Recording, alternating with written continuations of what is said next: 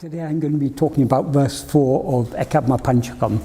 But before talking about that, I just wanted to talk about one other thing which I'm sure is on everyone's mind, which is this the coronavirus pandemic. For many people this will be very worrying because particularly with the policy that the laissez-faire policy that our government seems to be adopting, many people are going to get sick, and a certain percentage are going to die, particularly older people. So for many people this will be very worrying. But at times such as this, but Bhagavan's teachings are the greatest support for us. One teaching which I've always found a great support in times of difficulty is the note that he wrote for his mother that is when after he left Madurai and came to Tiruvannāmalai. At first his family didn't know where he was, but eventually word got back to his family that he was in Tiruvannāmalai. But since, if I remember correctly, I think his elder brother had passed away, so his family didn't have much money. But after some time, with the help of some relatives or whatever, Bhagavan's mother was able to come and see him. That was in December 1898. That's just over 2 years after he left Madurai. And seeing him, as a mother, she naturally is concerned for her child, and seeing him living an ascetic life, it broke her heart, and so she was pleading with him to come back home to Madurai. She said, you can continue with your meditation or whatever it is you're doing, but please come back and I'll take care of you. He was just sitting there without replying anything. In those days he very seldom spoke. Some people believed it was because he had a vow of silence, but of course it wasn't so. He just didn't speak. But anyway, some people there who were feeling sorry for his mother, they gave Bhagavan a pen and a pencil and paper and asked him to write a message for her. So Bhagavan wrote in Tamil a very, very deeply meaningful message. In the first sentence he said, Avarava prarabdha prakaram adakanavan angangirindu atavipan. That means Avarava prarabdha prakaram literally means, Ava means there in the sense of belonging to them. Ava prarabdha prakaram, according to their prarabdha, according to their destiny. There means that according to the destiny of each person. Then the next word he uses is adakanavan. Adakanavan literally means he who is for that. That is an indirect reference to God, who is the ordainer of the fruits of our past karmas in the form of our present destiny. Adakanavan, angangirindu. Angangu means there, but not in the sense of the other there. There in the sense of in that place, in that place. Angangirindu, being there. The implication is being in the heart of each person. Angangirindu atavipan. Atavipan literally means he'll make them dance. In other words, he'll make us act according to our destiny. That doesn't mean all our actions are according to destiny, because if all our actions were according to destiny, we wouldn't be creating fresh karma. But those actions that are necessary in order for us to experience whatever we're destined to experience will be made to do those actions. For example, if it's our destiny to become a doctor or an engineer or something, we have to go through a certain process of education and get certain qualifications. Because it's our destiny to become a doctor, we have to go through all the training, and we'll be driven to do those actions which are necessary for that. So that's the first sentence. In the second sentence he says, Endrum naduvēdu, envichikanum naduvēdu. That means what is never to happen, will not happen, whatever effort is made. That is, we can, supposing I want to become a doctor, I can try as much as I want to become a doctor, I can desire to become a doctor as much as I want, and I can try, but it's not going to happen. Then in the next sentence, he says, Nadipadu en tade seinum nilladu. What is to happen will not stop in spite of any amount of obstacle, however much we try to obstruct it. If we're destined to become sick with coronavirus, if we're destined to become seriously sick or to die or whatever, these are not things we can change. Whatever we try, even if we are richest man in the world and have got all the medical facilities at our disposal, if we're destined to die, we're going to die. We cannot live for a moment longer than we are destined to live. Then in the next sentence he says, iduve tinnum, this indeed is certain. So nothing can happen that is not destined to happen, and nothing can, we cannot stop what is destined to happen. This is certain. Ahelin monomai irike nandru. Therefore, monomai irike, we can either take it as meaning silently being or being silent. It can be interpreted in either way, but it amounts to the same thing. Monomai irike nandru. Being silent is good. That's all he's saying. What does he mean by being silent? Obviously, the actions that the body, mind, speech and body are destined to do, we're going to be made to do. That is Ēkāṉma. He who is for that will make us dance accordingly. That means the body, speech and mind will do whatever actions are we are destined to do. So we can't just keep quiet doing nothing. If we means the body, speech and mind.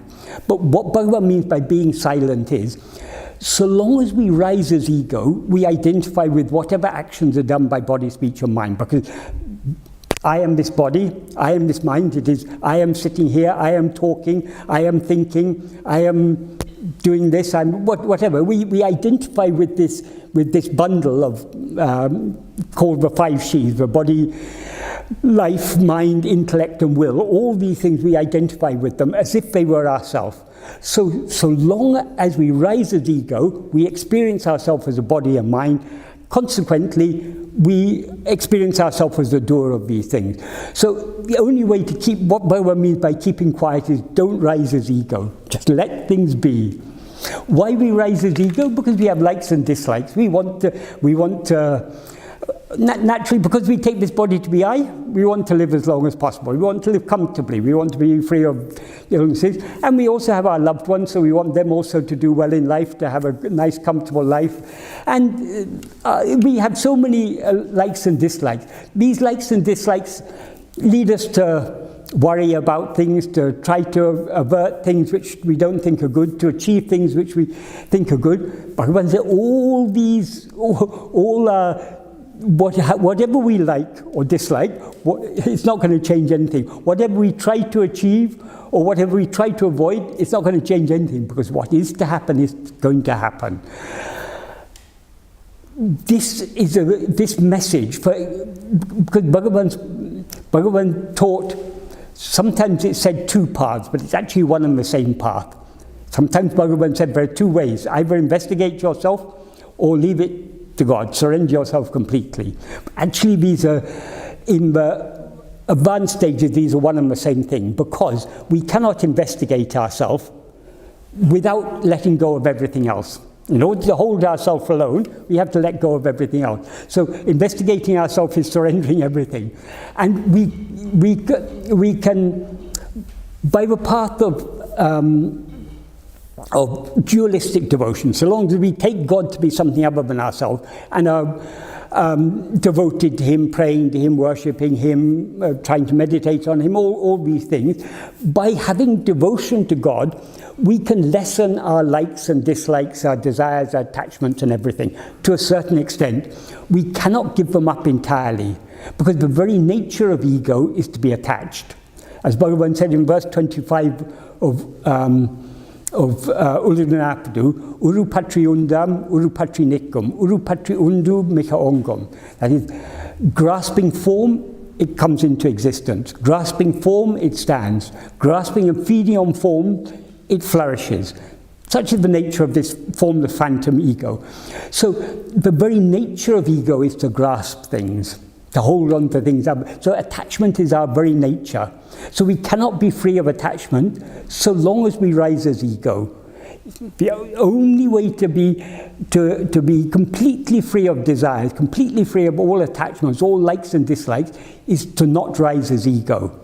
And since we rise as ego by grasping form, that means grasping things other than ourselves, so long as we are grasping anything other than ourselves, we cannot subside. So we have to let go of everything else. But merely letting go of everything else is not sufficient. Because every night when we fall asleep, we let go of everything and happily fall asleep. So there's something more. The ego subsides into sleep and it pops up again next morning.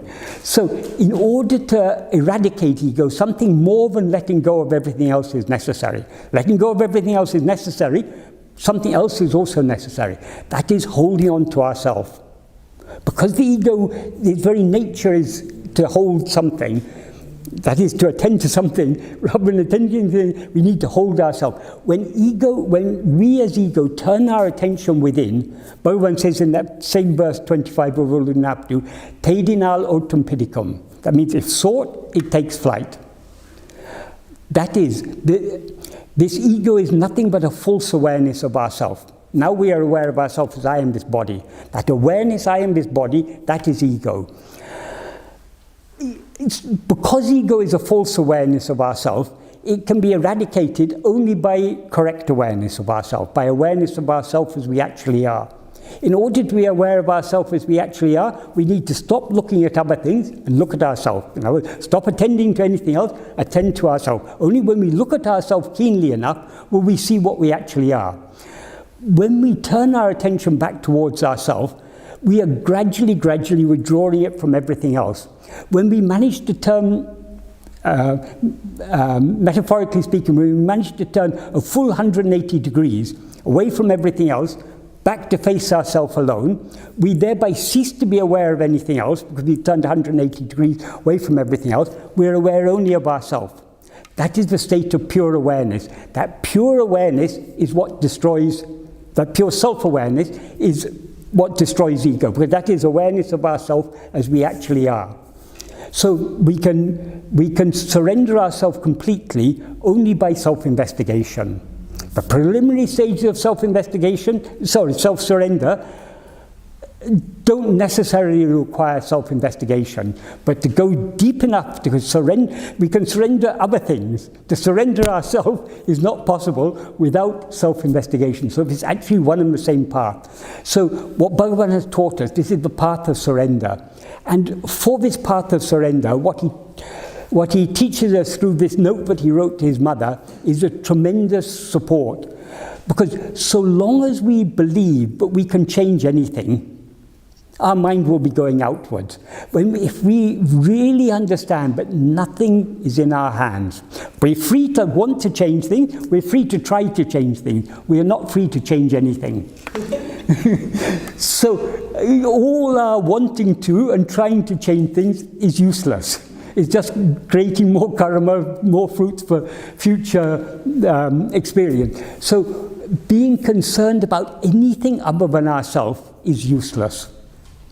So if we need, the situation Bhagavan has put us in now is actually a very good reminder, because generally we all think of death as something, we all know we're going to die someday, but we like to think death is far ahead. When I'm in my 80s or 90s or sometime I'm going to die, but not now. Now I'm too young to die. We continue feeling that until we're in our 80s or 90s probably. But death always seems to be something far away. Our mind has a natural tendency to put death far away. There's a reason for this. Bhagavan once said, even in the midst of a battlefield, when a soldier is seeing his comrades dying around him, he doesn't feel, he feels, I'm going to live at least a little longer. Why? Because the thought of our own death is never entirely real to us. Because we know this body is going to die. But we also, whether we admit it or not, we also know we are something other than this body, because we exist in sleep perfectly happily without this body. We're not aware of the body, but we're aware of our existence at that time. So we all have deep down we have that sense that we are something other than the body. And what we are is immortal. That sense of immortality is in all of us, because we are immortal. So death always seems far away. But because death seems far away, we get caught up in the allurement of this world. We think, if I work hard, I'll get more money, I'll have a happier life. We're always thinking happiness is just around the corner. Things are going to always be a little bit better. We are always thinking. So we create this as if we're going to live forever.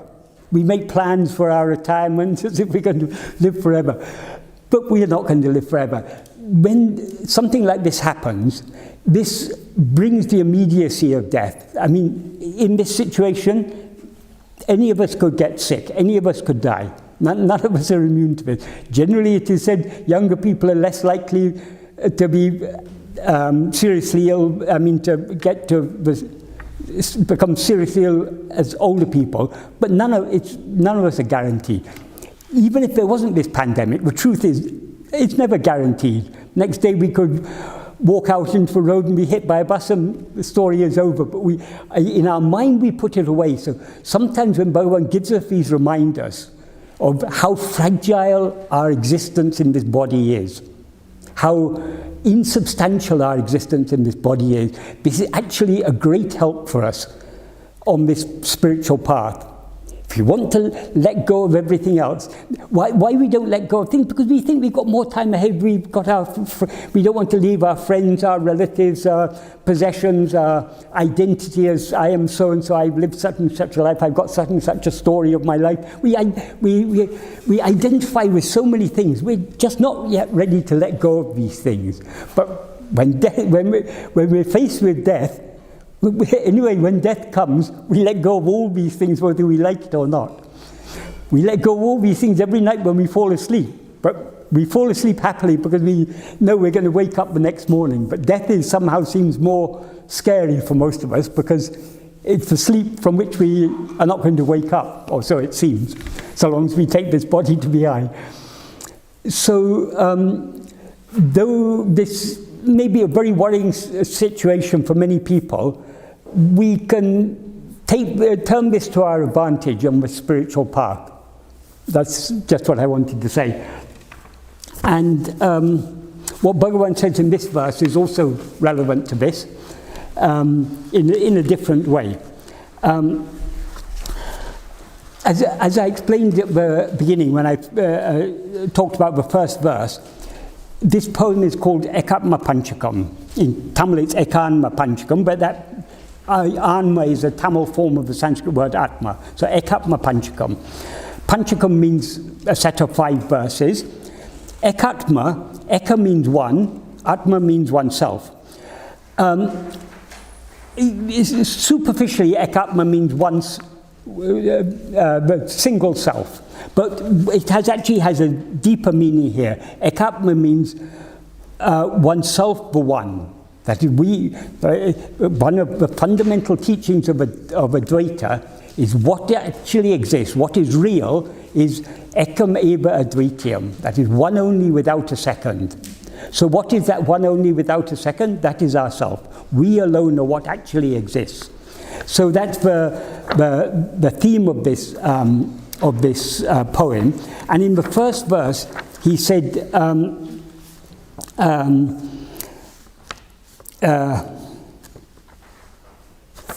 oh, sorry, that's not the first verse. He begins by saying, taṉṇai marandu, forgetting oneself. That means forgetting what we actually are. Taṉuvedu taṉāhak, thinking the body alone is oneself, taking oneself to be only a body. Enil pirivi editu, taking countless births. That is, all these births are just dreams. In every dream we take a new body as ourselves.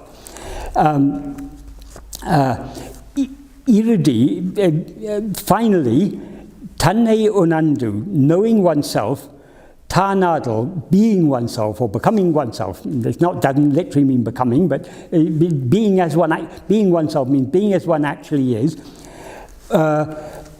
Ulahu sanchara kanavin viruttulai kan. See, that is just like, well, he doesn't even say like. He says that is only waking up from a dream of wandering around the world. In a dream, supposedly when we're dreaming, our body is lying on the bed. We dream that we're wandering all around the world, and after a long journey we come back and we wake up and find we've just been sleeping for a few hours. So what he means there is our whole life in this world is just a dream, and the cause of this dream is taṉṇai marandu, forgetting ourselves. That's forgetting what we actually are, and consequently taking a body to be ourselves. If we knew what we were, we couldn't mistake ourselves to be a body. Because we've somehow inexplicably forgotten what we actually are, we mistake ourselves to be a body. But what has forgotten what we actually, our real nature never forgets itself. It's only by rising as ego we forget ourselves. I mean, the very nature of ego is self-forgetfulness, self-ignorance. And the very nature of ego is to always take itself to be a body. So that this forgetting ourselves and taking a body to be ourselves is why we see ourselves as all this multiplicity. So in this verse 4, Bhagavan is talking about our identification with the body. In the first sentence, he asks, poṇṉukku vēṟāha pūṭaṇam uḻḷadō. That means, do ornaments exist as other than gold? Gold, if there's no gold, there are no gold ornaments. The ornaments are nothing other than the gold. He doesn't say likewise, but the implication is likewise. Taṉṇai viḍuttu, taṉuvēdu. Leaving, literally it means leaving, but actually here leaving is used in the sense of without. Without oneself, where is the body? That is, and then in the next sentence he says, taṉai taṉu eṇbāṉ aññāṉi. One who takes oneself to be the body is an aññāṉi. Taṉāha koḻvāṉ, taṉnaiyaṛinda ñāṉi. One who takes, implication of oneself, one who takes oneself to be oneself is the ñāṉi who knows oneself, who knows what he or she is, or what it is, we can say. Tari literally means stop. It can also mean be firm, or the implication here is bear this in mind. The reason Bhagavan uses this analogy, in the previous verse he had said that people who, when the body is actually within oneself, anyone who thinks that oneself is within that insentient body is like someone who thinks that the cloth of the screen, which is the support of the picture, that's of the cinema picture, exists within the picture. So there he's talking about the mistaken idea that we are something within this body. Here he's talking about the mistaken idea that this body is ourself. But instead of, he's not saying this body is not ourself, but this body doesn't exist other than ourself. It is not what we actually are. The gold is not an ornament. The ornament is gold. Gold is never an ornament. Gold may appear to be in the shape of an ornament, it may appear to be a necklace, it may appear to be a ring, but that's not what the gold actually is, because the same necklace you can melt and make into a ring or a bangle or anything. So gold is not the ornament. The ornament is a mere appearance. The substance is gold. Likewise, the body is a mere appearance. The substance is ourself. Bhagavan used this analogy of gold and ornament. This is an analogy often used in Advaita, but generally in Advaita, more commonly the analogy of a pot and of clay and a pot is the more common analogy you get in the Upanishads and such places. Bhagavan, it seems, favoured this analogy, and possibly the reason for this analogy, him favouring this analogy, is a pot is baked clay. Though it's still clay, if you break the pot, you can't remake it into anything else. But gold, the same substance can be melted and made into any number of shapes, any number of times.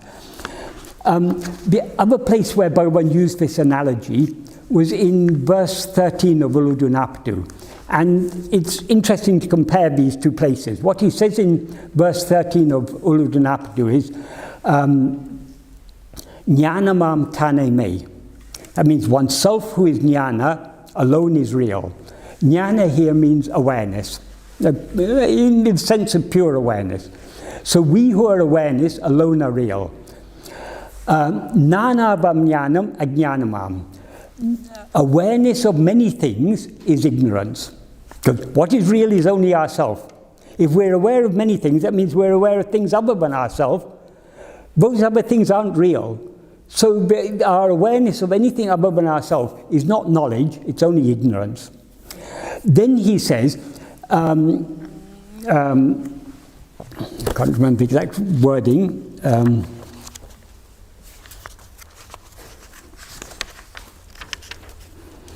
Then he says, ñāṇamam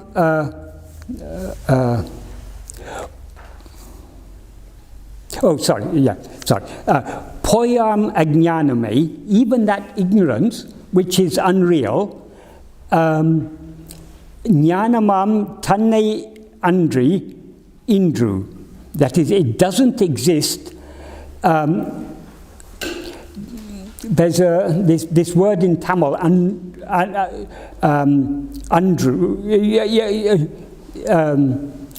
It's very difficult to translate andri into English because it's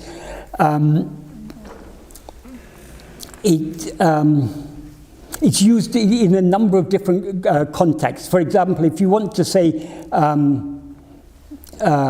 there's no furniture here but only chairs, andri is the word you use. But andri can also in other contexts can mean accept.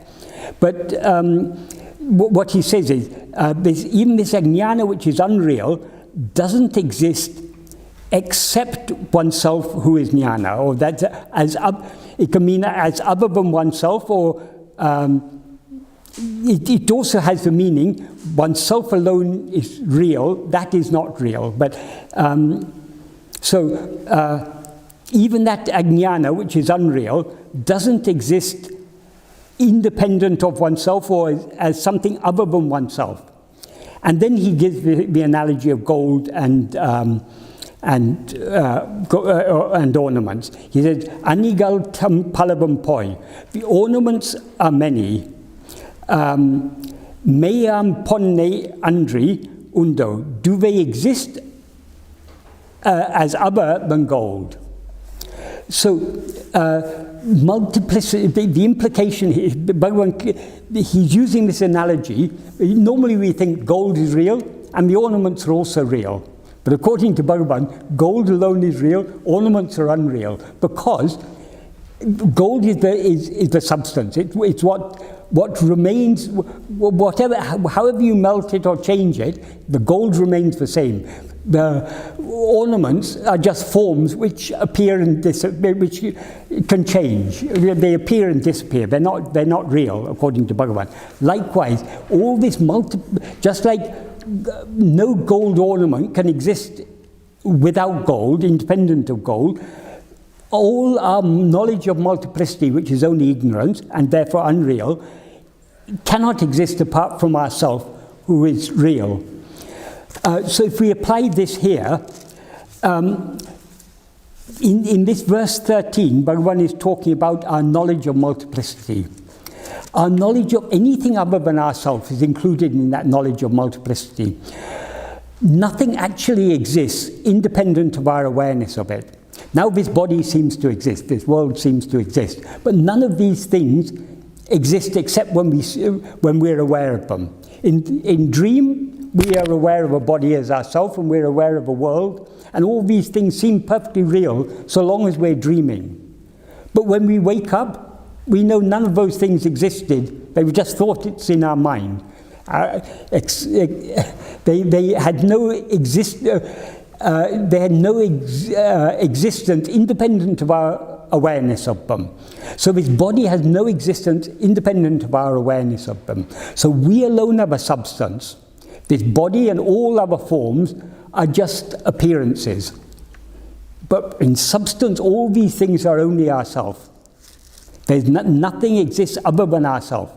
But we now take, I am just this body. There's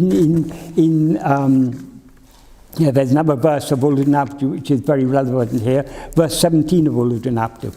I'll come to that. Now we feel, I am just this body. Whereas the ñāṉi is aware of, I am only myself.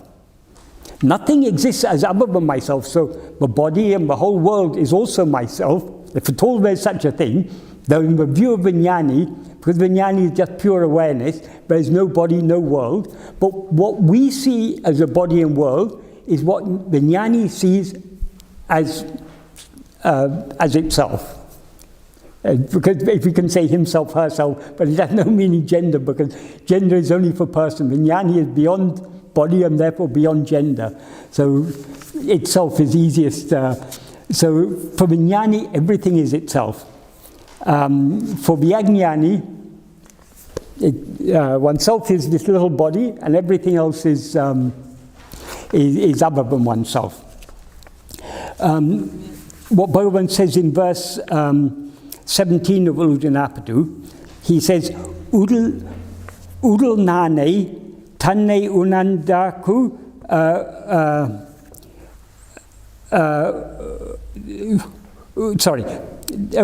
uḍaṇāni taṉnai uṇñukku. That is, for those who do not know themselves, and for those who know themselves, the body is only I. That's a surprising thing. Bhagavan always says, I am not the body. Bhagavan basically says, I am not the body. But here he's saying, even for the ñāṉi, the body is only I. Why does he say that? Well, he explains it. For those who do not know, I is to the limit of the body. I is only to the limit of the body. So within the confines of this body is I. Everything outside, this chair is outside, so this is not I. But this hand, this is part of me. So we have limited ourselves within the confines of the body.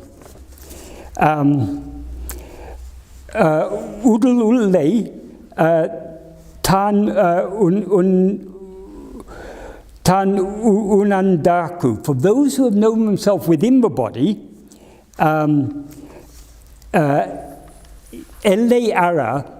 without limit, oneself shines without limit.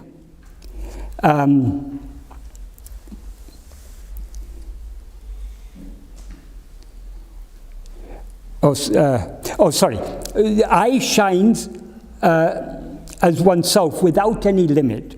So for the ñāṉi, there's nothing that is not I, because I alone exists. For the aññāṉi, I am only this body, everything else is not I. This alone is the difference between them. So sometimes, in the next verse he says the same about the world. Both for the ñāṉi and for the aññāṉi, the world is real. But for the aññāṉi, the world is limited to the form of the world, whereas for the ñāṉi, the reality shines without form. So why does he then say the world is real? Because what we see as the world is what he sees as the one infinite space of consciousness. So this is indirectly what Bhagavan is saying here is, give up taking yourself to be limited to the body. The body doesn't exist as other than you, but it is not, you are not limited to the body. That's the teaching if we take all these together.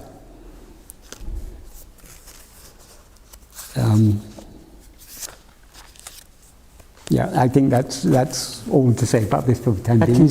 Bhagavan also, this is 5 individual verses, but Bhagavan later joined them together to make it easy for recitation.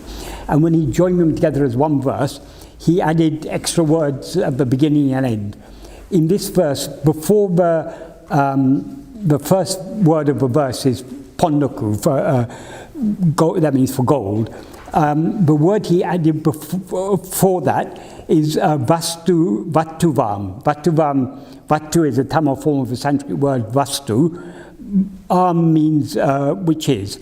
So this clause means which is the vastu. Vastu means, vastu is often translated as reality.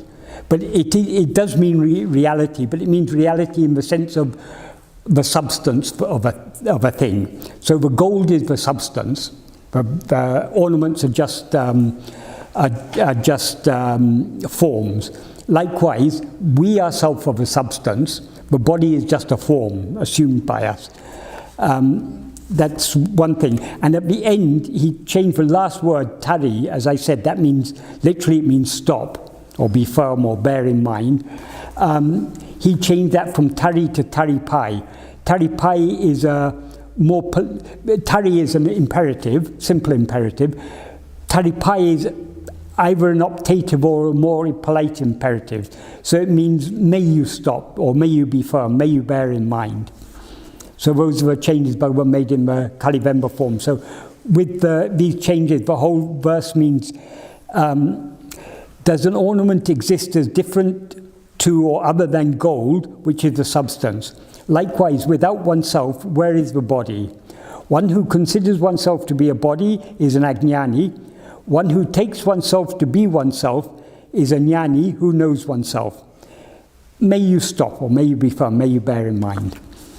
That's one thing I forgot to say. The other thing I was going to say is the connection between this and the present situation, when this disease is going around. Many people are going to die. What dies is the body, not ourself. What we actually are remains the same. If we have a favorite gold necklace or something, if it gets damaged beyond repair, it seems to be a loss to us. But we can have it melted and we can make it into another similar necklace, or we can instead have it made into a bangle, or we can even just make it into gold brick and put it in the bank, whatever we want. The substance remains, whatever happens to the form. Likewise, whatever happens to this body, we remain the same. Ideally, before the death of this body, if we know what we actually are, then the story is over. We don't have to come back. But if we still remain in ignorance, it's just like in Bhagavad Gita, I think it said it's like removing a shirt. We take off one body and take on another body instead. But these are just our outward vesham, our disguise, our appearance. It's not what we really are. So in Bhagavan's path, we need not be too worried about. We've been given this body for a certain length of time. We don't know how long. We've had it now X number of years. We may have it for a few more years, or a few more days, or a few more minutes, or it could be gone the next minute. We don't know. But what we do know, that none of this is real. What is real is only ourself. So Bhagavan's advice at all times is, cling to yourself. If you're worried about something, to whom is this worry? Turn your attention back to yourself. That's a way of giving up concern about all other things.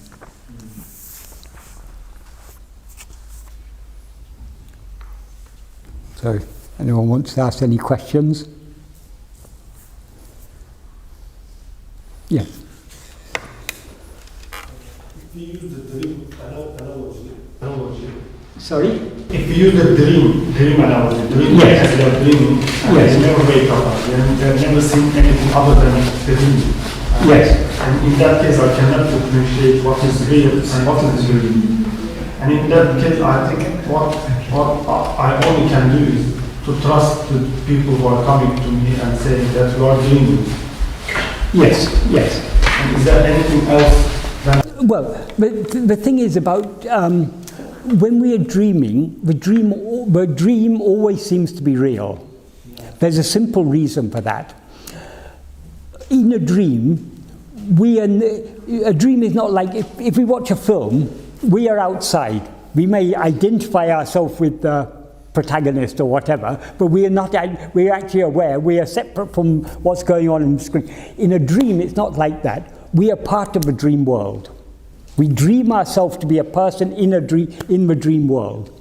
So that means in a dream, we always take a body to be ourself. What is actually real is only ourself. But because we take this body to be ourself, this body seems to us to be real. And this body is part of this world. So if this body is real, then the whole world is real. So whatever dream we are currently experiencing always seems to us to be real. That is one reason why we have to doubt the reality of our present state. Because there is nothing in our present state that is evidence that this is not a dream. Whatever we are now experiencing, we can experience equally well in dream. People object and say, oh no, but day after day I come back to the same state and there's a continuity, whereas in dream, each night I dream something different. That is an invalid argument for a couple of reasons. Firstly, the whole of our present life is one dream. In that one dream, we have periods when we are dreaming, then we go to sleep, and in the sleep we have sub-dreams within this dream. That's why there's this seeming continuity. And that's one reason why that argument is invalid. The other reason is, when we are dreaming, why we think this state is continuous, because we have memories. We remember what we did yesterday, we remember what we were doing last year, we remember what we did as a child, what school we went to, who our parents were. We remember so many things. That's what our memory is, what gives a sense of continuity. But in dream also we seem to have memories. We can remember our childhood and everything. So the same sense of continuity is there in a dream that we have now. It's only from the perspective of our present state that we say, oh, that was a dream. So there's no evidence that our present state is anything but a dream. We can also give a counter-argument and say, well, there's no evidence that it is a dream. But if we assume this is not a dream, we're assuming that this world is existing independent of our existence of it. If a person is accused of a crime in court, the prosecution had to prove that he's the criminal. You can't say, they can't say to him, okay, prove you're not the criminal. It doesn't work like that. They could pick up anyone from the street, bring him into court and say, okay, prove that you didn't commit this murder. But I don't know anything about this murder. The burden of proof is on the one who is accusing. So if we accuse this present state of being something other than a dream, we have to prove it. We have no evidence that this is anything but a dream. The simplest explanation is that this is a dream, because we know dream is just mental creation. If we say this world is not a dream, this world exists, we are assuming the existence of so many things independent of our perception of them. So if we assume the existence, we then have the burden of proof then lies on us to prove it. It's much easier it's a much simpler solution is to say this is all just a dream. I mean, a much easier explanation is to say this is all just a dream. Because then a dream is just a product of the mind. So you don't have many things, you've just got a mind that had produced all these things. In science, there's a simple principle that they follow called Occam's razor. It's also called the principle of parsimony. That means for any one set of phenomena, there may be many explanations, many theories you could do. You could produce to explain any one set of phenomena. But it's always favored to go for the simplest solution. Because the simplest solution is the one that involves the least number of assumptions, and is therefore the one that is most likely to be true. So the simplest explanation of the appearance of this world is it's just a dream. So according to the principles on which science is based, we should assume this is just a dream. We also, because we trust Bhagavan, and when Bhagavan says this is just a dream, that reinforces our conviction, but none of this exists independent of ourselves. Have I answered your question or not? I think it's Yeah. more clear. Yes. Yes. Of course, to say it's a dream doesn't explain anything, does it? Because what's a dream, you know? I mean, conventionally, one might say the dream is created in the brain, something like that. Okay. So what causes it? Okay. What causes it? Well, the thing is, in order to dream, you don't need to... You said it could be something that's happening in the brain. But that's immediately making an assumption, but there's a brain in which the dream is happening. Yeah. But in dream, we take ourselves to be some other body. So is it in the dream brain or in the supposed brain of a waking body? So again, we have many beliefs about this world. And generally we all assume this world exists independent of ourselves, because it's seen this world, because we take this body to be ourselves, this body seems so real, so the world seems so real. So it seems, when we hear about history and and science, all these things, they all sound so plausible, because they fit into our assumption that this world is real, that this world exists independent of ourselves. In the philosophy of science, modern philosophy of science, they're aware of this philosophical problem, whether there's actually an external world. But they say the reason that the philosophy of science assumes the existence of an external world, they say it is inference to the best explanation. So they say we can't be sure that there's an external world, but it's the best explanation.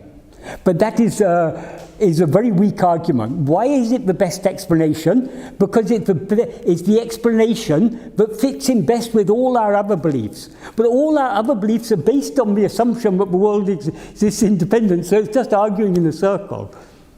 If we question all our assumptions, it's not the best explanation, because it's an extremely complicated explanation. Because there's not only our mind, there are also all these other things. There's a Big Bang or whatever, however this universe started billions of years ago, and there's all this expanding universe, and there's quantum mechanics and quarks and electrons and all these things. It becomes more and more and more and more complicated. You're assuming more and more things. The simplest explanation, it's all your own mind. It's all a product of your own mind. You don't have to explain it beyond that, because if you accept everything is a product of your own mind, Bhagavan then analyzes the mind. What is the mind? Mind is nothing but a bundle of thoughts. When Bhagavan says thoughts, he's not just talking about mental chatter. According to Bhagavan, all mental phenomena are thoughts. So the mind is nothing but thoughts. But of all thoughts, the root is the first thought, I. Because all thoughts exist in the view of ourself as ego. Ego is what he calls the thought I. Because ego itself is a thought. Because anything other than our real nature, according to Bhagavan, is just mental. It's just a thought. So, of all thoughts, the first thought is ego.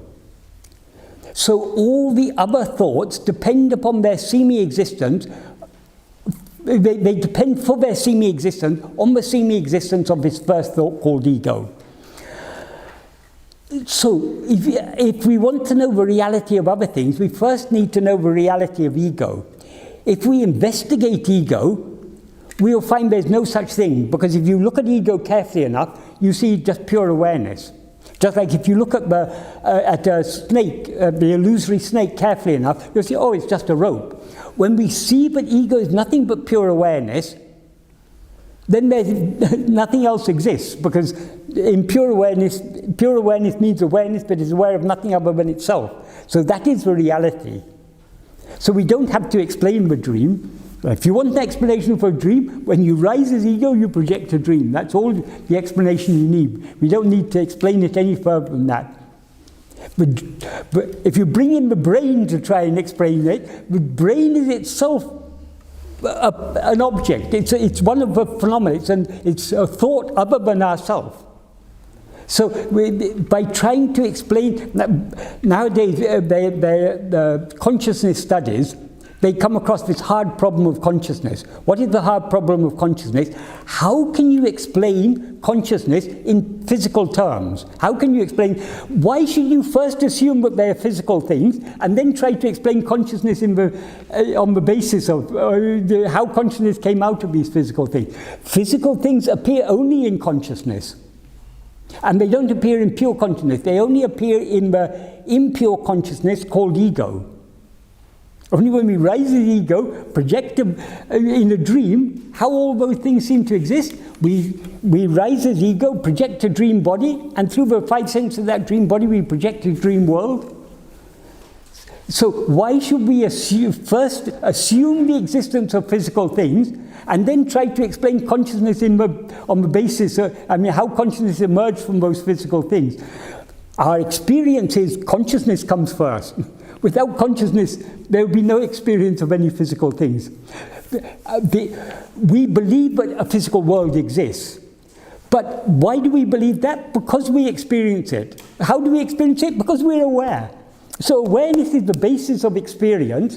Why should we not assume that awareness is the basis of existence? Why should we assume anything exists independent of awareness?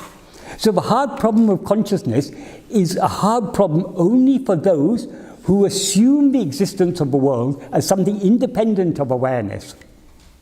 If you're ready to accept that this is just a dream, then there is no hard problem.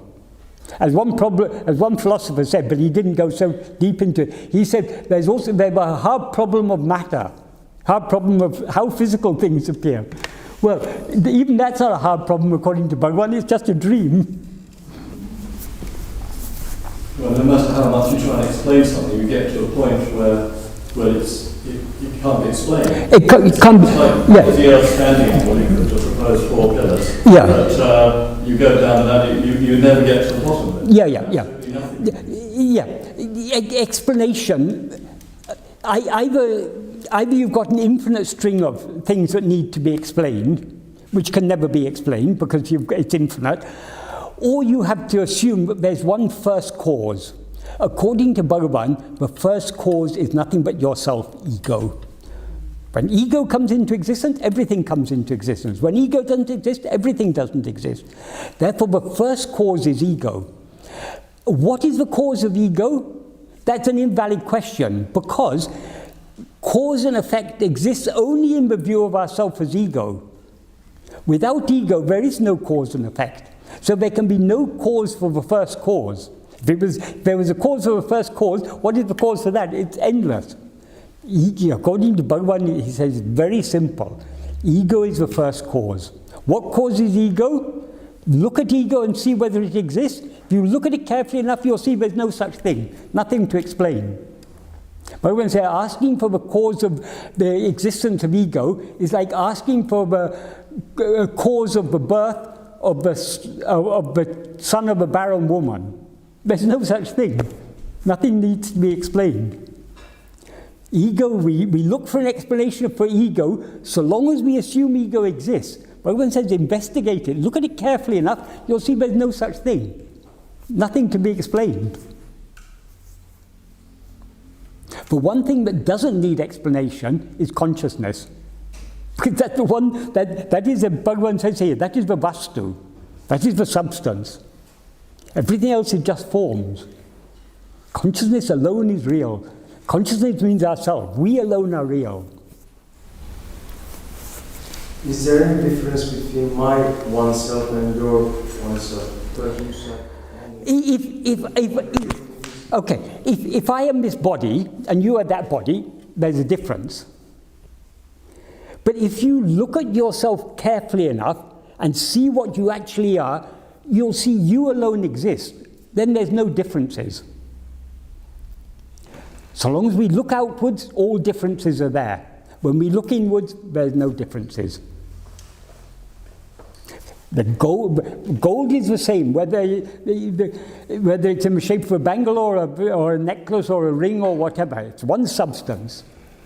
Okay, you can say this is a different piece of gold, that is a different piece of gold. That is, analogies have their limitations. But in the case of awareness, you can't have bits of awareness. There's only one awareness. Awareness seems to be many because we who are awareness identify ourselves with this body. So this body seems to be aware, and therefore all the other bodies seem to be aware. So we say there are many consciousnesses. But that's all an appearance. In dream, you see many people. Are those many people other than you or the same as you? So long as you're dreaming, they seem to be other people. If you do something embarrassing in dream, you're very embarrassed because all those people are looking at you. When you wake up, you're no longer embarrassed by whatever you did in dream, because you know those other people were just your own mental projection. Not only those other people were your own mental fabrication, even the person you seem to be in a dream was also your mental fabrication. The person you seem to be in a dream is no more real than any of those other people. Just like those other people in dream, though they seem to be seeing the dream world, they were not actually seeing anything. The person you seem to be in a dream was also not seeing the world, the dream world. You, the dreamer, were seeing it. Likewise, it's not the person you seem to be now who is aware of this world. It is you, the one who says, I am this person. That's right. Kalpana is a good word, isn't it? Kalpana. Imagination. Kalpana means it means imagination, but the original meaning of kalpana is it's a fabrication. It's something that is constructed. A manokalpana is an imagination. So, according to Bhagavan says in the 7th verse of ṇaññāṉi, world, soul, and God are all kalpana, like the silver in the mother of pearl. It's all a fabrication, mental fabrication. So is kalpana just imagination? Well, as I said, kalpana means, the basic meaning is fabrication, but a mental fabrication is an imagination, yeah. And I don't know, we can explain it as an imagination, yes. Okay, thanks. I'm sorry, I've got to close the first half. Okay. Well, the question was, well, there were two things. You began by talking about Bhagavan's note to his mother, Yeah. to the effect that whatever is destined to happen will happen, whatever is not destined to happen won't happen. So you might as well not worry about it and just accept it. And the other point that occurred to me was that another sort of cheering factor when people are feeling a bit down in this present climate is that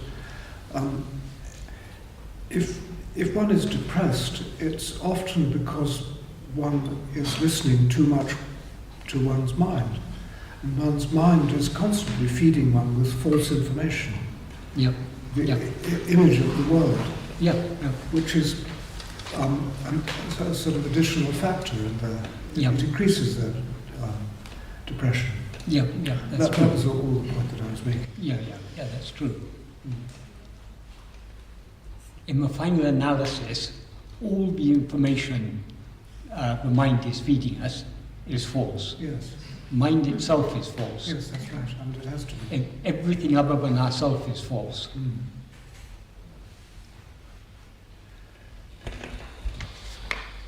I never heard it put so starkly, as you put it just now. You said that awareness of anything other than oneself is ignorance. Yes. That must be true. Yeah, Bhagavan says that very clearly in 2 verses in order Yes, to yes, he did. Yes. In the 40 verses. Yeah, in one I read with verse 13, but he also says in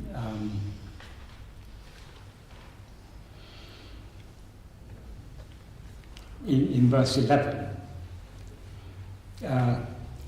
Arivurum taṉṇai ariadu, not knowing oneself who knows, aele arivudu ariami, knowing other things is ignorance, andri arivo, except that can it be knowledge, can it be real awareness, real knowledge. So it said that where there is knowledge, there is ignorance. And where there is ignorance, yeah, that's in the previous, that's in verse, in the 10th verse. it's part of the same thing. Yeah, 10, 11, 12, 13, he's talking about what is real. But the word he uses, arivu, in 10, 11 and 12, and ñāṇam in 13, means knowledge, but in a broader sense of the English word knowledge. He's using it particularly in the sense of awareness. So, knowledge, or in the sense of awareness of anything other than ourselves, doesn't exist except for ignorance of that. When we know something, we know it because previously we were ignorant of it. A time will come when we will forget it and will become ignorant of it again. So the knowledge cannot exist without a pre-existing ignorance. And the ignorance, why he says the ignorance also doesn't exist without knowledge. The reason is the pre-existing ignorance. For example, when we're small we don't know any history, but we come to know from school, but in 1066 there was the Battle of Hastings. Once we know that, we know we were previously ignorant of it. So, superficially we can say, oh, ignorance can exist without the knowledge.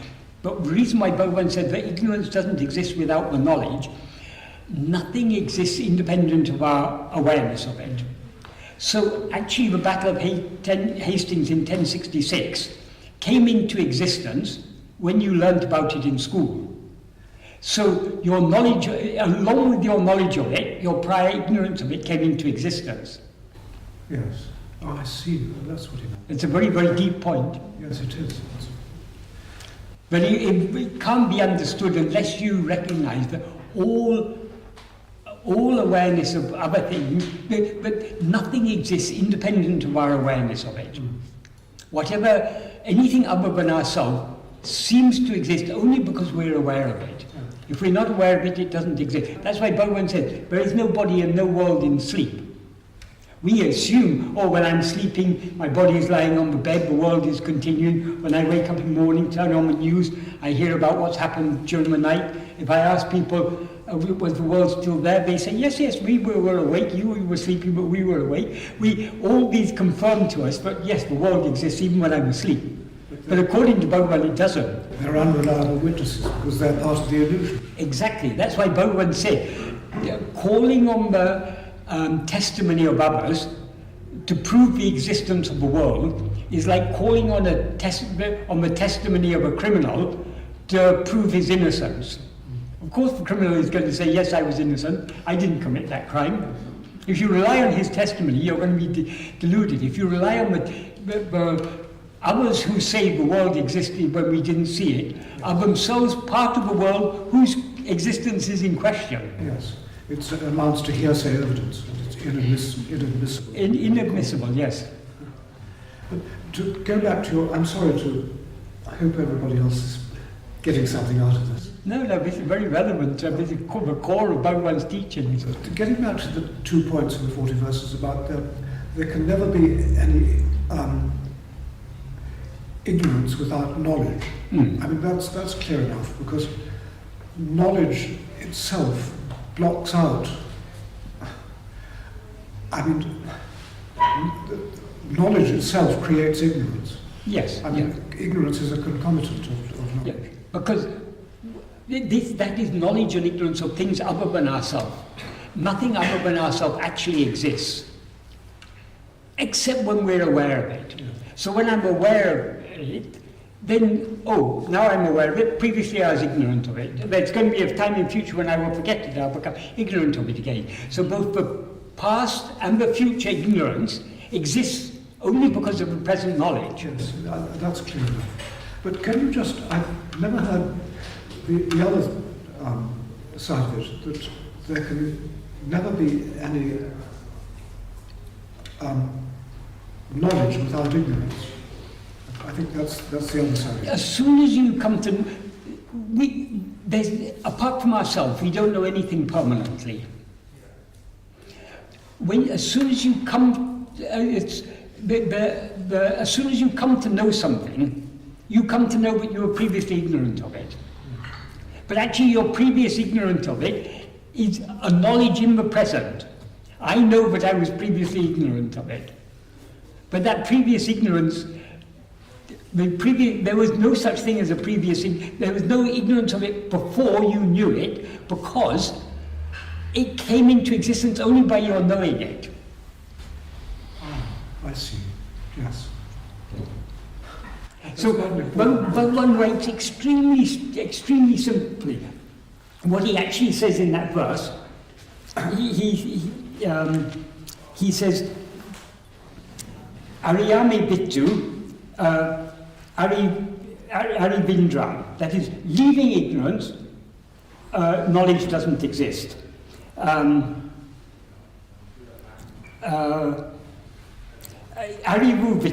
Bittu, Avariyame Indrahu.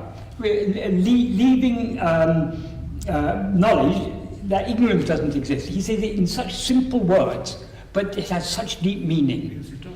And but another thing is, here in these 4 verses, he's talking about knowledge and ignorance, or awareness and non-awareness. He's using the same word to refer both to real awareness and to false awareness. Awareness of anything other than ourselves is not real awareness, it's only ignorance. Real awareness is only awareness of ourselves. That is the pure awareness. Because pure awareness, when people use the word pure awareness very, very, very loosely, like a lot of the so-called traditional Advaitins, they say the world is it's all in pure awareness that the world appears. That is true. But they take it that pure awareness is the sakshi, is the witness, is what is aware of this world. That if we're aware of this world, that is not pure awareness. That is awareness of something, is not pure awareness. Pure awareness is just being aware, without being aware of anything. According to Bhagavan, real awareness is only pure awareness. So long as you're aware of anything, that is not real awareness, that is only ignorance. Well, that's clear enough. So what is aware of anything other than ourself is ourself as ego. But pure awareness is never aware of anything else. Yeah. For Brahman there is no world. Only when Brahman seemingly rises as ego, then the world seems to exist. In the view of ego, not in the view of Brahman. And Brahman never actually rises. As Bhagavan says in verse 24, the body doesn't say I. That's fairly clear. I mean, that's fairly fundamental. Yeah, but the body doesn't say I. That means the body is not aware of itself as I. When he says say, it's a metaphor there. The body is not aware of itself as I. Satchit udyadu. Satchit doesn't rise. But between something rises, at the extent of a body, that is ego. Yes, this ghostly entity. Yeah. Yes. What Mary calls the spook. I just want to ask you, because you explain this now as kind of pure awareness, as if there are 2 kinds of awareness. But I'm just thinking, isn't it's again like just one awareness in which the mistake is. Yes. Even the awareness of the world is part of. Yes. They are 2. We can say 2 modes of awareness: pure awareness and awareness of things. These are 2 modes of awareness. It's one awareness. Just like the snake and the rope, they're not 2 things, they're one thing. What is there is actually only a rope. So what is real is only the pure awareness. But now, from the perspective of ego, we seem to be not pure awareness, but awareness that is aware of things. This is not other than that. That's why Bhagavan says in that verse 13, he uses the analogy of ornaments and the gold. I know, but isn't even that the pure awareness? Because you said since ego doesn't exist, if we are really that awareness... The pure awareness alone is real. That is what actually exists. Ego is a mere semblance. It's one term in Sanskrit that is used for ego is chittabhasa. That means the semblance of awareness. It's not real awareness. Why? Because ego is always aware of things other than itself. And it's aware of itself as if it was one among those other things. That we're aware of this whole world, and we're aware of ourselves as if we were this body. That is ego. That is the impure awareness. Like distorted. But it's distorted. But pure awareness is never aware of anything other than itself. That is what is real. That is the substance, like the gold. The ego is just like the ornaments. It's just an appearance, but it's not real. So can we say it's the same awareness which is being distorted? It is the same awareness that is being distorted, but it's not actually being distorted. It is distorted only in the view of ego. It's distorted in the view of that which is distorted, if you see what I mean. The pure awareness is never touched by any of these things. Bhagavan used to say, like the cinema screen, a fire may be projected on it, the screen is not burned. A flood may be projected on it, the screen doesn't become wet. Pure awareness is like the screen. It's ever untouched by anything. In the view of pure awareness, there is no ego, there is no world, there's nothing. It's a pure Satchidananda. Itself alone exists. But this mysterious entity, this formless phantom, Bhagavan calls it a formless phantom ego. Why does he say formless phantom? It has very deep meaning. When he says it's formless, he means it has no form of its own. But it doesn't come into existence without grasping some other form as itself. So it cannot exist without seeing itself as a form, even though it is formless. He also says phantom. What he means by phantom, it has no substance. Why it has no substance? Because the awareness that appears as ego doesn't belong to ego. There's only one awareness. That's a pure awareness, our real nature. So ego borrows the awareness of our real nature. It borrows the form of the body, combines the two together. That's what's called chit jada granti. A combination of what is aware and what is not aware, is an entanglement of the two. So how does this ego rise? Bhagavan said that's an invalid question, because if you look at it, you see there's no such thing. Then no explanation is required. What actually exists, if we look at ourselves carefully enough, we'll see what actually exists is only pure awareness. Nothing else has ever existed or ever even seemed to exist. That is the ultimate truth. Yes? Would you say it's like so if pure awareness would be like the face, it's like the ego is like a mask? Yes. Yes. Yes. Bhagavan explained it in many ways, very simple ways. He said, I am. When we say I am, I am means I exist. But also it implies that we're aware that we exist. Because I is the self-referential pronoun. So I is always denoting that which is aware. So when we say I am, that it means I exist, and I exist as awareness. That alone is what is real. But when we rise as ego, we are always aware that I am, but we are not just aware of I am. We're aware I am this body. So the I am, the pure awareness, is mixed with adjuncts, and that's what forms ego. Why can't you just say I? Why can't you say I am?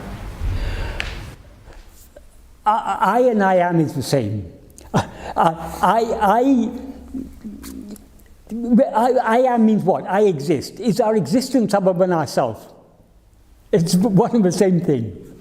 But why he said like that is that I am is the is our fundamental awareness of our own existence. That is what is real. That is the real awareness. That is the pure awareness. But it gets seemingly, when we rise the ego, it seemingly gets mixed with adjuncts. With we feel I am, but not just I am this body. That mixed awareness, that is ego. But if we investigate that mixed awareness, if we try to see what am I, we draw our attention from the adjuncts and try to focus on the I, then we see just pure awareness, which is what we actually are. Ego is finished.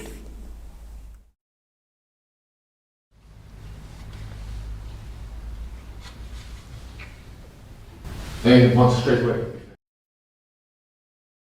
So long as you don't look at the snake carefully enough, it seems to be a snake. If you look at the snake carefully enough, you see it's a rope. Once you've seen it's a rope, you can never again see it as a snake. Because the knowledge it is a snake is a false perception of it. That false perception exists because of the ignorance of what it actually is. Once the knowledge of what it actually is arises, the ignorance can never come back again. So ego is just an ignorance of our real nature. If we once see what we actually are, if we once experience ourselves as pure awareness, ego is finished. But once ego is finished, it's not like there was once ego and now it's been killed. We see there never was any ego. By looking carefully at the snake, we don't kill metaphorically we can say we killed the snake, but we don't literally kill the snake. We see there never was any snake there in the first place. Yeah, but when you take a birth, when a child takes a birth, there's some ego anyway.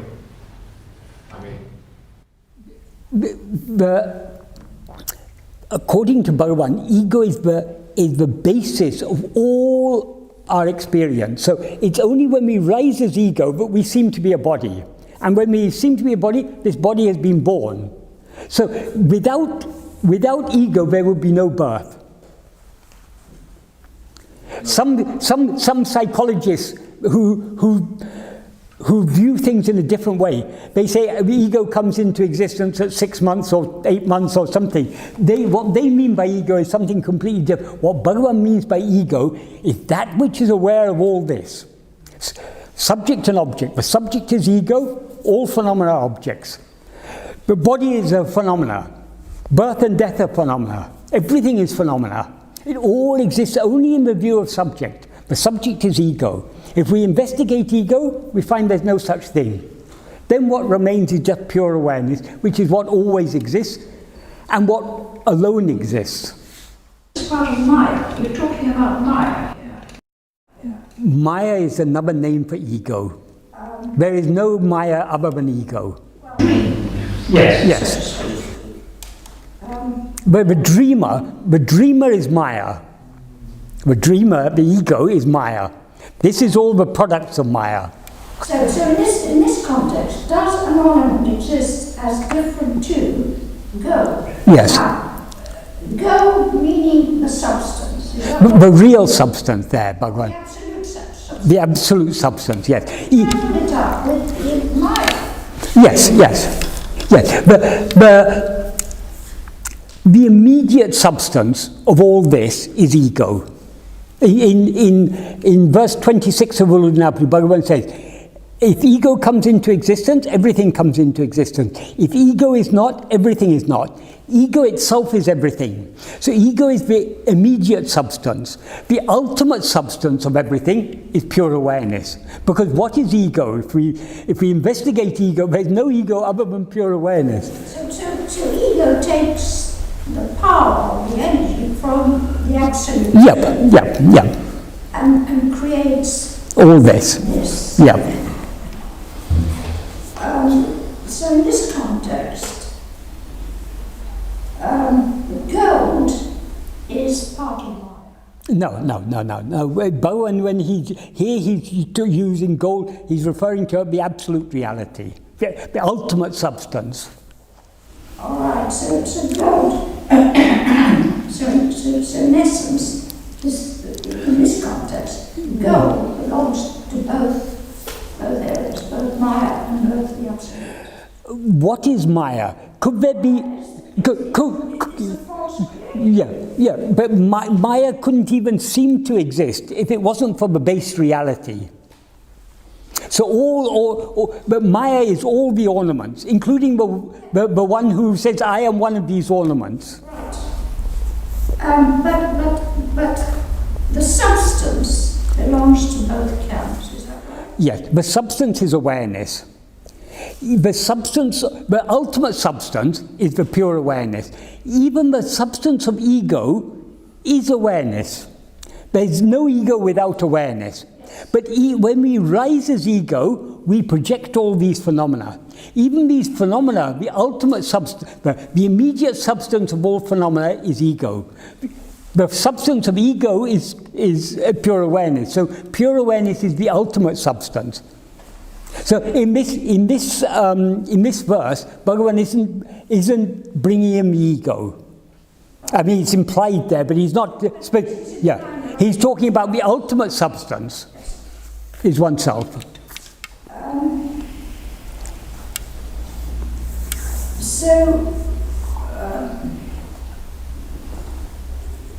Ego creates everything. Creates a picture. Yeah. The dreamer creates the dream. Right. The dream is all the phenomena seen by the dreamer. But there is one element that belongs to both camps, and that is consciousness. That is the only element that exists. That has to. Without consciousness, there couldn't be anything. There couldn't be Maya without consciousness. Because what is Maya? It's an illusory appearance. You can't have an illusion without something that sees the illusion. But what sees the illusion is not the pure awareness, but ego. Right. This is the missing link in why a lot of traditional Advaita runs into philosophical problems, because they miss this missing link. Nobody has emphasized this missing link so clearly as Bhagavan.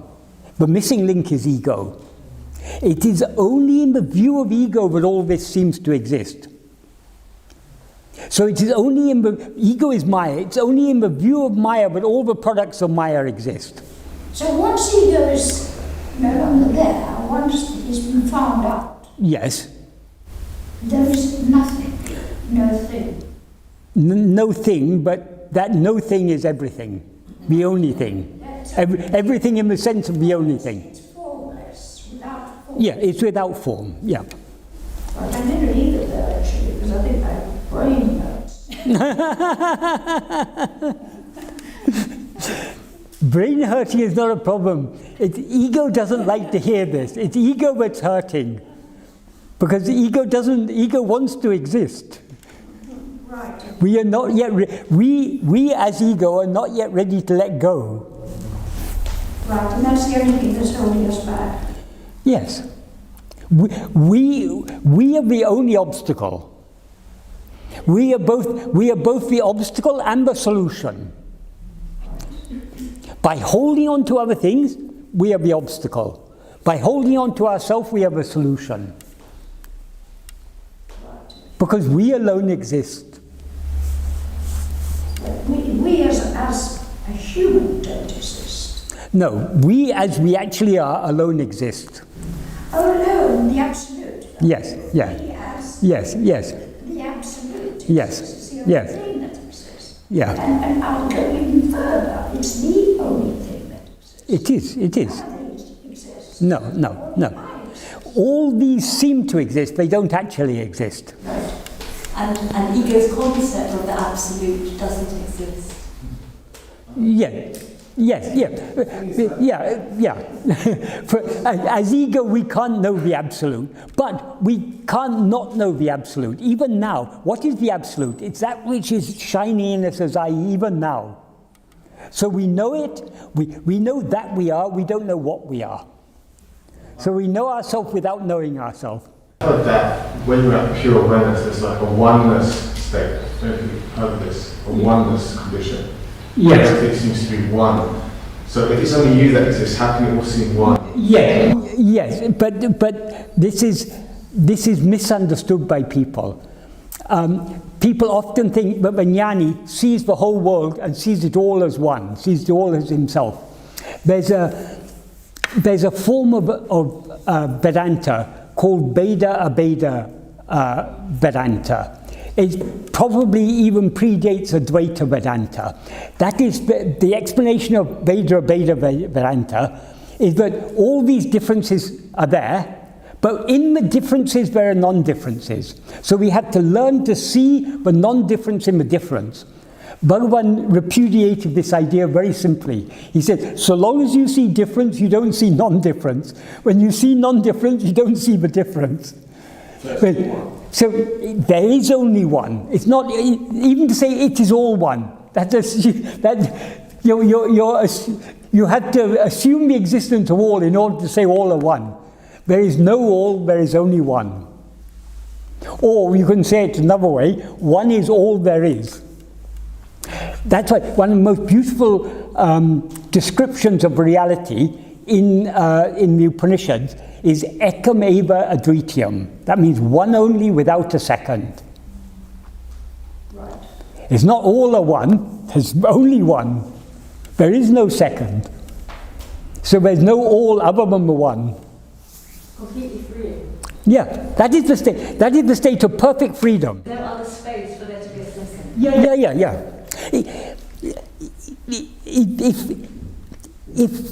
If there is something that is infinite, nothing can be other than what is infinite. Because if something was other than what is infinite, the infinite would then be limited. So we are that infinite reality.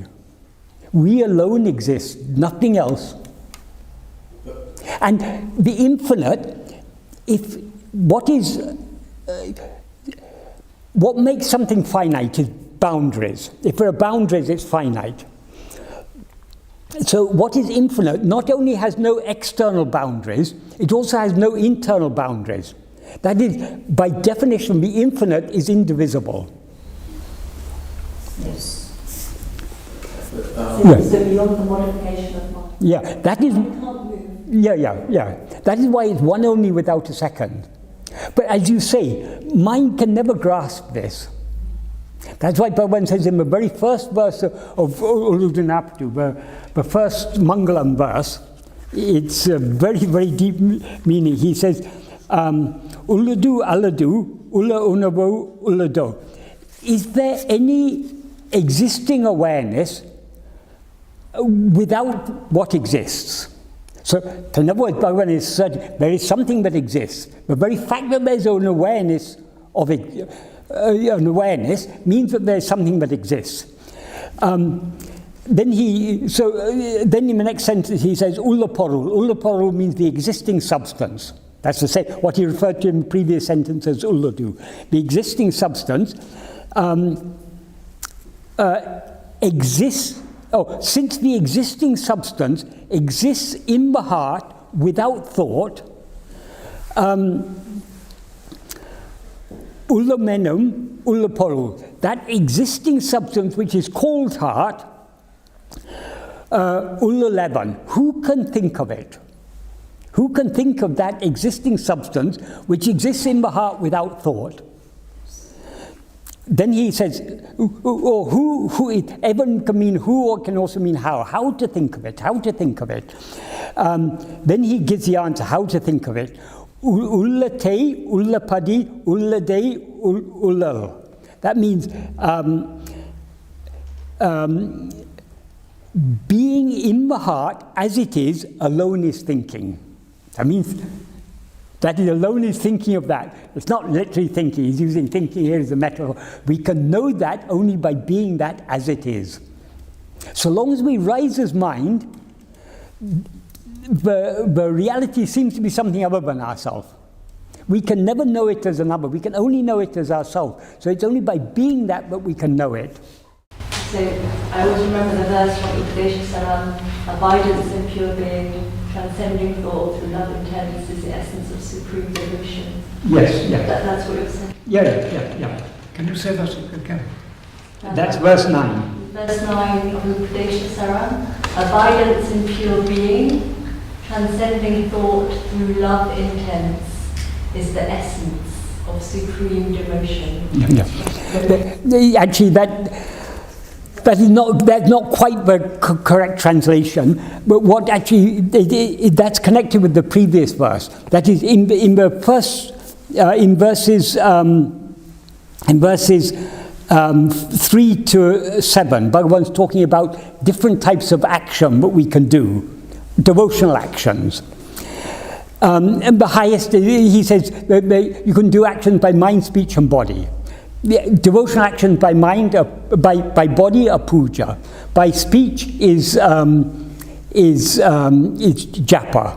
By mind is meditation. So each of these in that order is more effective. It's superior. Effective means there is more effective at purifying the mind. And so in verse 7 he describes about meditation. The uninterrupted meditation is better than the interrupted meditation. But then in verse 8 he says, Anniya bhavatin avanāhamāhum ananya bhavamai undipara anatimnum uttamum undipara. That means, Anniya bhava means the attitude or the meditation. Bhava can mean attitude, it can also mean meditation. And this, we can take it in either sense. So if we take it as attitude, the attitude that God is other, is Anniya bhava, or the meditation in which you consider God to be other. In other words, you're meditating God as something other than yourself. Rather than that, avanāhamāhum ananya bhava. And ananya bhava means meditation on what is not other. And he describes that as avanāhamāhum, in which he is I. So once you recognize that God is not another, he is I, then you meditate on God not as something other than yourself, but only as I. That is what he's referring to. So that meditation on God as I, that is anatinam uttamam. That of all, that is the best. That means of all types of bhakti practices, in fact of all spiritual practices, meditating on God as I, in other words, self-attentiveness, that is the best. So the word he uses there is bhava. In the next verse, when he says bhava balatinal, in the translation you read, that bhava is taken as love, which is true. I mean, we will meditate only on ourselves. It's only with love that we focus our attention on something. So love is implied there, but it's not specified there. What he said, bhava balatinal, means by the strength of that self-attentiveness, by the strength of that ananya bhava, bhava balatina, by the strength of that bhava, bhavanatita sat bhava tirutale, being in that state of real being, which is beyond bhavana, beyond meditation, that is parabhakti. That is parabhakti tattva. That is the real supreme devotion. So the greatest devotion, so long as we are meditating on God as something other than ourselves, our love is divided between ourselves and God. Because we always have love for ourselves. We can't cease loving ourselves. But we are dividing our love between ourselves and God. If we want to have a wholehearted love for God, we must love God only as ourselves. So remove the phantom, so to speak. Yes. It's here. Yes. Right. Yes, I see that.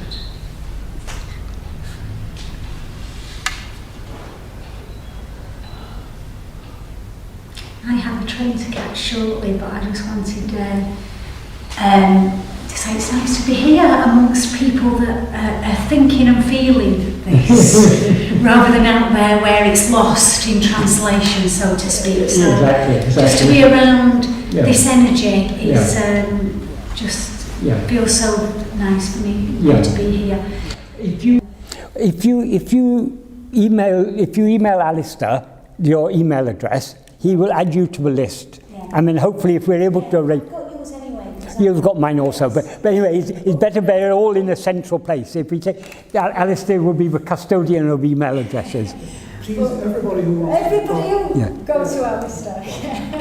I want your pay. I'll just explain, because you weren't here earlier. next month, for the next few months, we won't be having meetings here because of coronavirus. So we're going to make arrangements to have online meetings. Okay. So if you go to the Ramana Foundation website, Alistair's email is there. So you can email Alistair if you want to join, and he will add your name to the list, and more instructions will later be given on the website. One of the great byproducts, I suppose, of me hearing Bhagavan through you, Michael, is this, you know, this coronavirus thing. It hasn't bothered me at all. I'm not saying if I came down with a sudden fear, I wouldn't feel fear then. But like I've been explaining, this sort of thinking about having certain things in, it's just not coming, you know, it's like, I'll go somewhere and I think, oh yeah, there's no toilet roll. So I think, well, if I'm not meant to get a toilet roll, it won't happen. And it's been so freeing. That is so true. I mean, not only about the coronavirus. If we understand Bhagavan's teachings, it is such a burden off our mind. Bhagavan gives that analogy of carrying the burden on our head. We may not be able to completely put the burden, but at least 90% we're relieved of the burden just by understanding and accepting what Bhagavan taught us.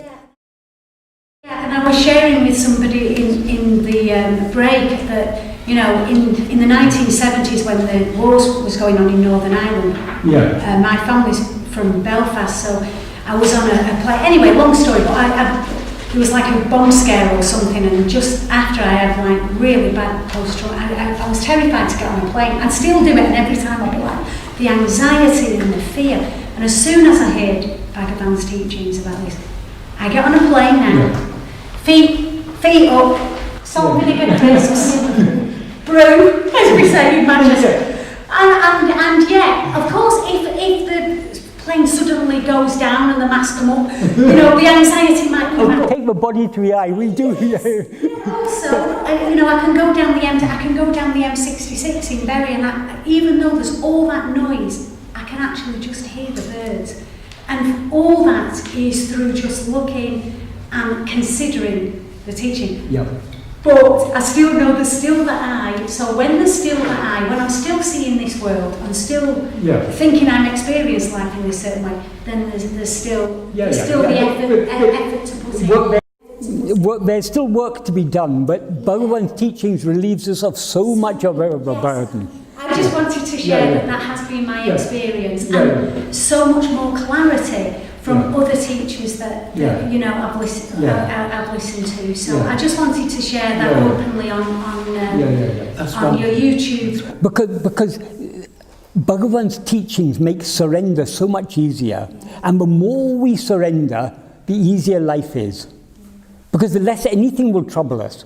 Why we're troubled by things? Because of our desires and attachments, our likes and dislikes, our hopes and fears, all these things. These are what trouble us. If we are free of all likes and dislikes, if we have no desires, no fears, nothing can touch us at all. So Bhagavan's teachings relieve us of so much of the burden.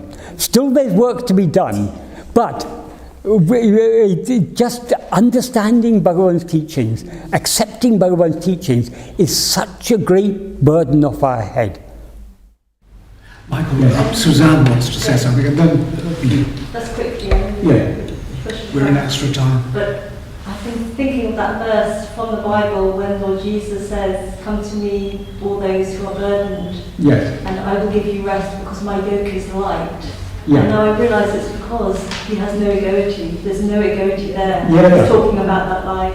The second thing I want to say is thank you so much for all your YouTube videos. So precious. Thank you. I mean, really, I'm nothing. I'm no better than anyone else. But somehow he's given me this ability to talk about his teachings. Even the love for his teachings, where that comes from, he has given it. So.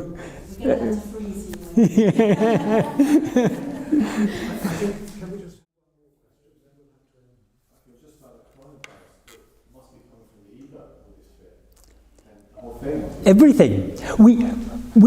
Because we take this body to be I, we desire to live in this body. And anything that threatens this body creates fear in us. So it's all, the root cause of everything is ego. Get rid of ego and you're free of everything. So simple. Bhagavan's teaching, that's the other beauty of Bhagavan's teaching. Not only they relieve us of so much burden, they make things so simple. Everything else is complicated, but one thing that is truly simple, the problems of the world are all complicated. There's no simple solution to any problem in the world. Except for one root problem, the solution is very simple. The root problem is ego. The solution, look at yourself, and ego will disappear.